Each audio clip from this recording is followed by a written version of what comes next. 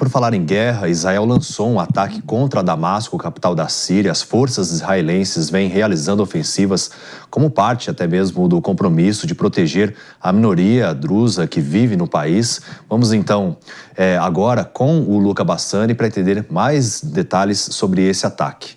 Muito bom dia, Luca.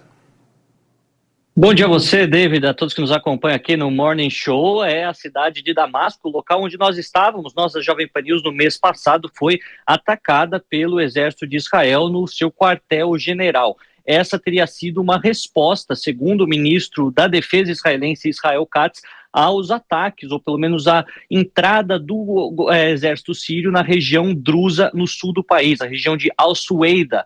Essa que é uma das minorias étnicas que nós temos na região do Levante, seja no Líbano, na Síria e também em Israel, um povo que é considerado árabe na sua língua, na sua etnia, mas não é muçulmano, tem uma comunidade muito mais fechada e, inclusive, é muito leal dentro dos países onde vivem, leal ao governo. No caso de Israel, inclusive, muitos membros da IDF, do exército israelense, são drusos e, portanto, eles acabam tendo todo esse respaldo do premier Benjamin Netanyahu e do ministro da Defesa, que disseram que não vão aceitar nenhum tipo de violência sectária, violência religiosa dentro da Síria, país vizinho de Israel. Não podemos nos esquecer também que as colinas de Golã, essa região montanhosa que fica entre Israel e a Síria, é internacionalmente reconhecido como território sírio, mas ocupada por Israel há muitas décadas. Aquilo que a gente vê que desde a queda de Bashar al-Assad, no final de 2024, nós temos um novo governo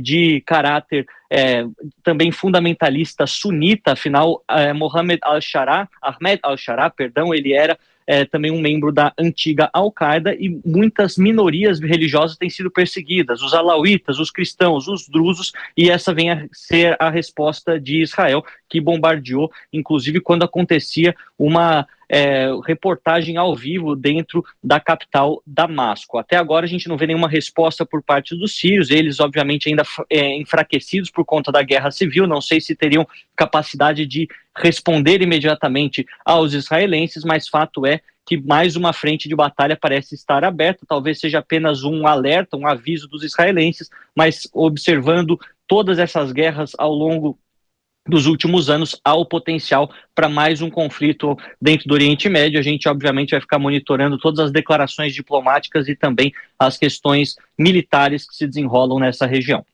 Sem dúvida, Luca Bassani, muito obrigado pelas suas informações, trazendo aí o contexto, então, dessa nova ofensiva israelense contra a Síria, e a gente segue monitorando por aqui também. Muito obrigado.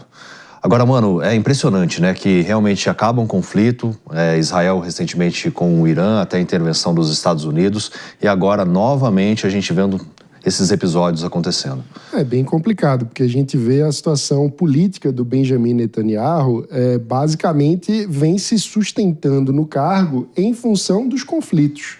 Ele estava sendo até muito criticado, né? Aí depois que teve essa ofensiva contra o Irã, ele cresceu. Exato. Nos últimos dias, a imprensa israelense trouxe algumas informações de que supostamente teria tido algumas janelas de oportunidade em que o Hamas estaria disposto a negociar a libertação dos reféns e o governo de Netanyahu teria se recusado a seguir por esse caminho, ou seja, priorizando mais o conflito do que a libertação dos reféns. Isso gerou uma repercussão muito grande na própria sociedade israelense, que, claro, tem a libertação de todos os reféns como a prioridade máxima. A gente está falando de que pessoas vítimas de terroristas possam voltar para as suas casas depois de tantos anos de sequestro. Isso devia ser a prioridade máxima de qualquer governante. Então, é realmente complicada a situação política em Israel, porque o governo está se equilibrando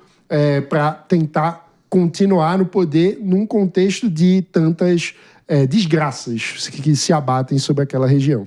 Inclusive eu estou um pouco preocupado com o Fabrício Naits, que está em Israel, inclusive, fazendo uma cobertura especial. Vou até mandar uma mensagem para ele aqui enquanto o Hugo Rocha fala. É preocupante a gente ver, como o Mano disse, uma pessoa que se sustenta no poder utilizando da vida de pessoas comuns, né, de civis.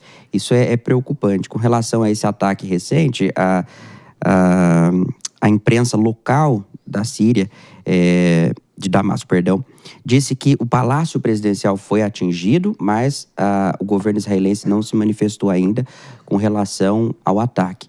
É uma pena, não é, que vidas de pessoas comuns sejam utilizadas para a sustentação de um político. A gente vê isso não só no quesito Israel, mas na Rússia também, se a gente lembrar um pouquinho, o Putin sofria isso um pouco antes dele iniciar a guerra lá com a Ucrânia. Agora, é interessante também que o diálogo hoje é estabelecido com base naquele que tem mais capital, que tem mais poder aquisitivo. O presidente dos Estados Unidos, Donald Trump, tem imposto medidas, a gente repercutiu ainda há pouco essa questão da OTAN, dizendo, olha, se vocês continuarem negociando, eu vou impor ainda mais taxas, que é o que mexe no bolso de fato, né? Então, isso também, você acaba impedindo que a guerra avance, caso você tenha mais capital, né, doutor Mesquita? O que a gente assiste aí é a utilização de todas as armas possíveis, todos os recursos, dentro desse novo formato, muitas vezes, de conflito, que envolve as guerras assimétricas, envolve terrorismo e envolve, de outro lado, as armas comerciais também que vêm sendo utilizadas. Preciso lembrar sempre a importância da gente dividir os erros de um governo dos erros de uma nação. Netanyahu, que pese, se estiver cometendo qualquer erro, qualquer excesso, é difícil a gente opinar, porque a gente está falando aí de um país que é cercado por inimigos que pretendem ver a própria destruição desse outro país, que é Israel, né?